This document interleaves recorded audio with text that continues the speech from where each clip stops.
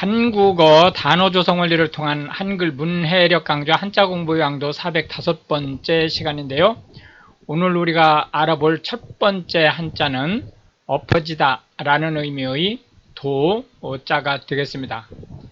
여기서 도자는 엎어놓다 라는 의미이기 때문에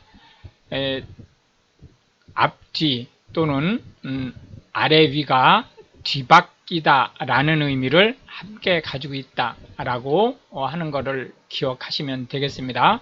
하나, 둘, 셋, 넷, 다섯, 여섯, 일곱, 여덟, 아홉, 열에서 총 10획에 해당하는 한자가 되겠습니다.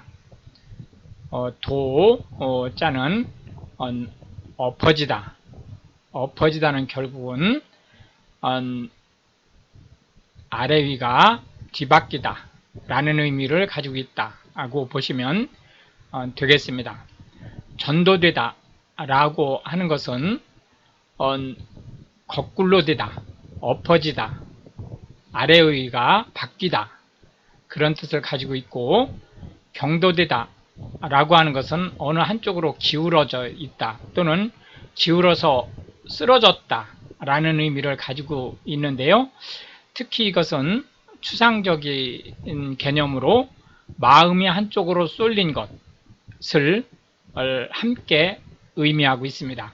압도하다 라고 하는 것은 눌러서 쓰러뜨리다 라는 말로 경기라든지 또는 어떤 전투라든지 이런 거에서 상대방을 완전히 묵살내는 그런 형태를 나타낸다 이렇게 보시면 되겠습니다.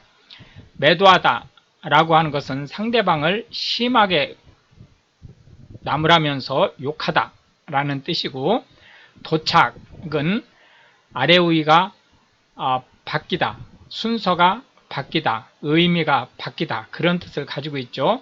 성도착증 그러면 성행위를 정상적인 상태로 하지 않고 엉뚱한 방향으로 하는 병적인 상태를 얘기합니다. 도치법이라고 하는 것은 어순을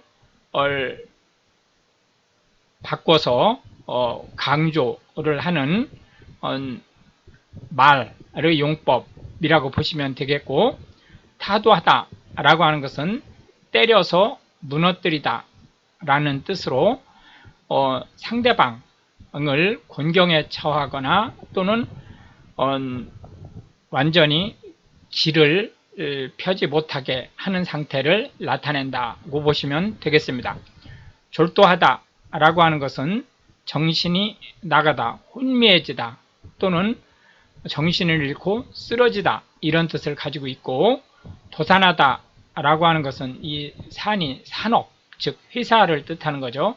산업이 엎어지다 라는 뜻이니까 기업이 망하다 라는 뜻을 가지고 있겠습니다. 해서 엎어지다 라는 의미의 도자에 대한 상대 개념으로는 서다 라는 의미의 립자를 살펴보았습니다. 두 번째로 청렴하다 라는 의미의 렴자를 살펴보도록 하겠습니다. 이 렴자는 성씨, 우리가 염씨라고 하는 성씨로도 쓸 수 있습니다. 당연히 단어의 첫 글자로 올 때는 여기 삐침이 아니고 그냥 밑으로 내려가는 거죠. 염이라고 읽힌다 라고 하는 점 기억해 주시고요. 하나, 둘, 셋, 넷, 다섯, 여섯, 일곱, 여덟, 아홉, 열, 열하나, 열둘, 열셋에서 총 13획에 해당하는 한자가 되겠습니다. 청렴이라고 하는 것은 주로 공직자가 시민, 국민, 주민들에게 뇌물이라든지 이런 것을 받지 않고 일 처리를 깔끔하게 하는 것을 얘기한다 이렇게 보시면 되겠습니다. 그래서 맡은 일을 깔끔하게 처리하다 라는 뜻의 의미로 청렴이라는 말을 쓰는데, 여기서 깔끔하게 처리하다 라고 하는 것은 잘하다 라는 의미보다는 불법적인 행위를 용납하지 않고 법의 법을 준수하면서 법에 근거해서 일을 잘 처리하다 라는 뜻을 가지고 있다, 이렇게 보시면 되겠고, 청렴, 결백이라는 것은 청렴하다 라는 말과 같은 말로 쓰이는 단어입니다. 해서 깨끗해서 흠잡을 게 없다 라는 뜻을 가지고 있고요. 염치라고 하는 것은 잘못된 일에 대해 부끄러움을 느끼는 것을 얘기합니다. 이제 화교들이 대만의 또 물론 이제 중국인을 포함을 해서 외국에 나가 있는 사람들을 화교라고 얘기를 하죠. 특히 이제 동남아 쪽에 주로 발달이 되어 있지만 한국에도 화교가 일부 있습니다. 그 화교의 교육 이념, 우리나라의 교육 이념은 홍익인간이죠. 이 화교의 교육 이념이 염치라고 하는 걸 이제 보실 수 있겠고요. 염치가 없다라고 하는 걸 모렴치라고 하고, 염치를 깨뜨리다, 즉 뻔뻔스럽다 라는 말을 파렴치라고 하는데, 모렴치와 파렴치는 거의 비슷한 말로 쓰셔도 되겠습니다. 저렴하다 라고 하는 것은 가격 등이 낮다 라는 뜻이고, 염가는 싼 가격을 뜻합니다. 염탐하다 라고 하는 것은 실제 있는 그대로의 내용을 탐문하다 라는 뜻이니까 일종의 스파이 행위를 얘기한다고 보시면 되겠습니다. 해서 청렴하다 라는 염자의 반대 개념으로는 뇌물을 받다 라는 의미의 뇌자를 들어 보았습니다. 마지막 세 번째로는 규칙, 법이라는 의미의 모자를 살펴보도록 하겠습니다. 법이라는 의미의 모자가 되겠습니다. 여기서 법이라고 하는 것은 헌법, 육법점서 할 때 그러한 법이라기보다는 어떤 식으로 일을 해야 된다라는 기준으로서의 법이라는 의미를 가지고 있다고 보시면 되겠습니다. 하나, 둘, 셋, 넷, 다섯, 여섯, 일곱, 여덟, 아홉, 열, 열하나, 열둘, 열셋, 열넷에서 총 14획에 해당하는 한자가 되겠습니다. 그래서 법이라는 의미의 이 모자는 기준 또는 규칙이라는 의미로 쓰고 있다라고 보시면 되겠습니다. 모범이라고 하는 것은 준거가 되는 틀, 표본이라는 의미로 쓰이고 있고요. 모양이라고 하는 것은 외부로 드러난 형체를, 규모라고 하는 것은 어떤 일의 크기를 얘기한다고 보시면 되겠는데, 요 규모라는 말은 그 사용을 하는 데 있어서 약간의 그 차이가 있을 수 있습니다. 하나는 규모 있게 살다 라고 할 때 이 규모라고 하는 말은 사정에 맞게 살다 라는 뜻이고요. 규모 있는 일을 하다 라고 할 때 이 규모는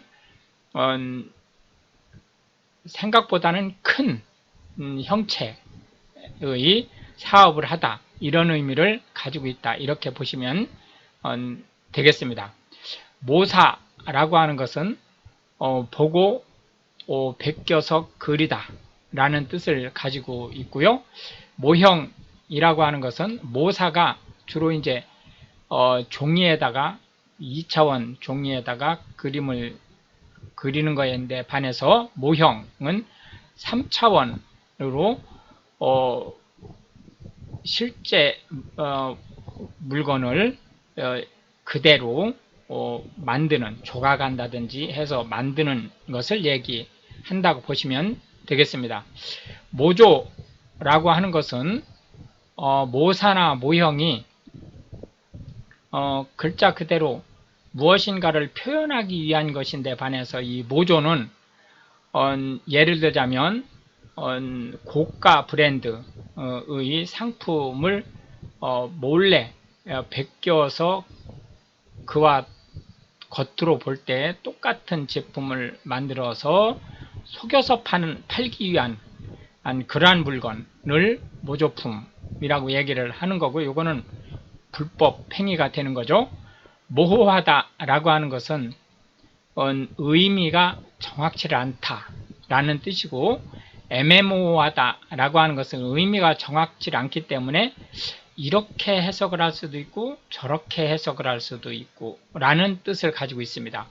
모의라고 하는 것은 가짜로 꾸며진 이라는 말인데, 여기서 가짜로 꾸며진 이라고 할 때의 모의는 부정적인 개념으로 쓰이는 게 아니고 모의는 상대적으로 긍정적인 개념에 쓰입니다. 해서 예를 들자면 모의고사 그러면은 큰 시험을 앞두고 실제 그 시험을 보는 것과 동일한 형식으로 시험을 본다든지 이런 것들을 우리가 모의라는 말을 쓴다, 이렇게 보시면 되겠습니다. 뭐 학교에서 학습을 위해서 모의 재판을 한다든지 이런 것들이 모두 모의에 해당된다고 보시면 되겠습니다. 해서 법이라는 것이 질서를 유지하는 것인데 반해서 이 법의 상대적인 개념으로는 혼란스럽다라는 의미의